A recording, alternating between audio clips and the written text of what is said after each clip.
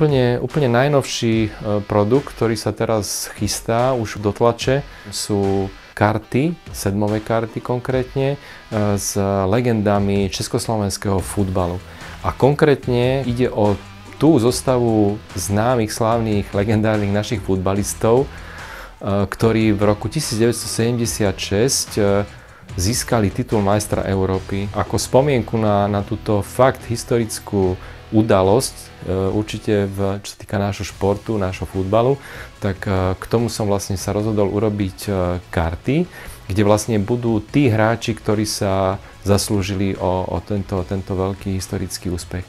Ako Masný, Panenka, tréner Vengloš s Ježkom vtedy boli vlastne pri kormidle, Ondruš a proste Jurkemík. Je ich tam veľa tých veľmi veľkých a známych našich futbalových mien.